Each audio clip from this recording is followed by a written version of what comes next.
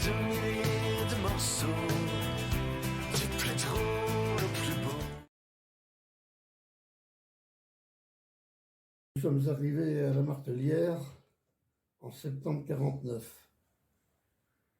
Village, une ferme et 3 borderies. La nôtre, 10 hectares et 18 parcelles entourées de grandes haies et arbres, plus de la moitié au-dessus de la grande route. Ni eau, ni électricité. On venait se ravitailler chez nous, chez Graton. Mais chez Graton, on n'était que pour eux.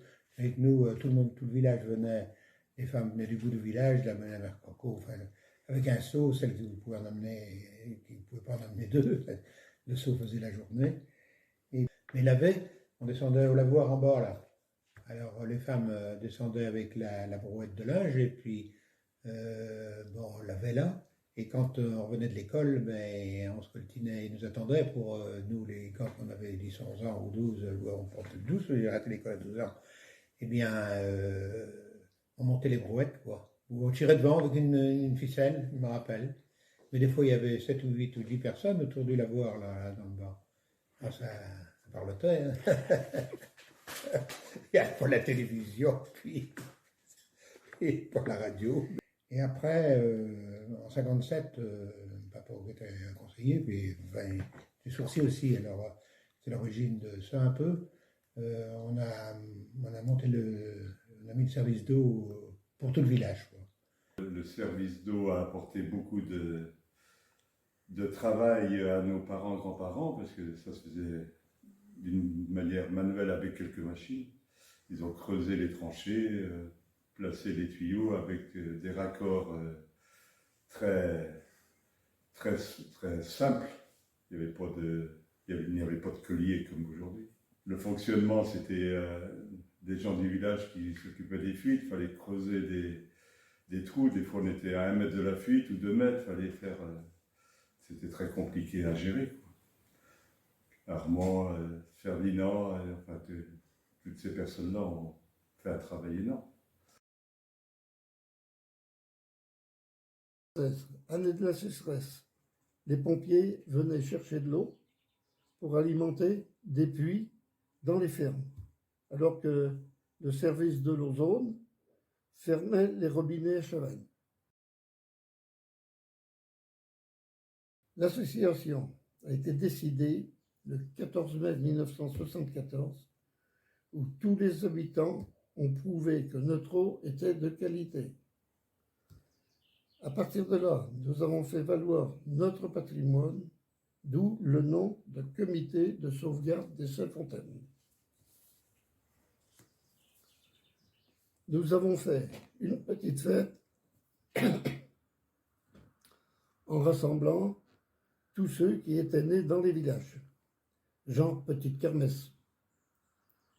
Relancer le feu de joie, rénover et réparer la chapelle du Corrier, l'arceau au niveau des forges, et puis celle de la tavernerie, rachetée à Élise Roger et inaugurée en 1992. Tout ce qui s'est vraiment passé réunit et unit tous les habitants des 3 villages. Et puis en creusant, on avait trouvé le bout le fond du souterrain, quoi. Hein. On voit juste là, ça faisait comme un nid de lapin, mais plus grand un peu. Puis autrement c'était très étroit comme passage, et puis après il y avait comme pour mettre 3-4 personnes, mais vraiment, enfin, on le voit d'ailleurs sur la photo. Hein. Autrement, il y a le souterrain du Cormier aussi là-bas, qui a fait parler beaucoup de monde. Ou du village qui était chez Michnou, quoi, où est Nicolas maintenant. Là. Alors il se paraît qu'il allait à la prévoisière, mais ça, j'en sais rien. Mais j'ai entendu dire à maman, chez nous, puis les grands-parents, qu'ils avaient. Leurs grands-parents, ils avaient descendu dedans, et puis avec des lampes, et puis dès que la lampe s'éteignait, ben, ils sortaient, parce qu'il n'y avait plus de. Il n'y a pas assez d'air pour ceux qui manquaient d'air, quoi. Hein, aujourd'hui, ils ressortent maintenant. D'abord, qui était conseiller forcément, alors ça avait aidé un peu. On appelait ce téléphone public. Hein, il était ouvert à tout le monde. Alors, il était à la cuisine, chez où habitait Hélène, là, on habitait là-bas. Il était dans la cuisine, tu à la porte de tout le monde. Les gens qui téléphonaient, habitaient à la maison, t'entendais tout ce qui se passait, parce que bon, forcément. Et puis, ça a duré assez longtemps. Hein. Je me rappelle les copains à l'époque avaient des copines, mais ils venaient téléphoner leurs copines d'abord. Ah bon, c'était comme ça. Ouais. Le téléphone, c'est. Voilà. Ta mère, elle est au courant de beaucoup de choses. Ben oui, ben forcément, mais elle bon, entendait tout, c'était mais- pas très discret. Ben non. Mais bon, c'était comme ça. Que veux-tu, pas de solution. Il a fallu mettre une cabine, mais il n'y avait pas. Il y avait Oui. pas ce qu'il fallait à l'époque pour.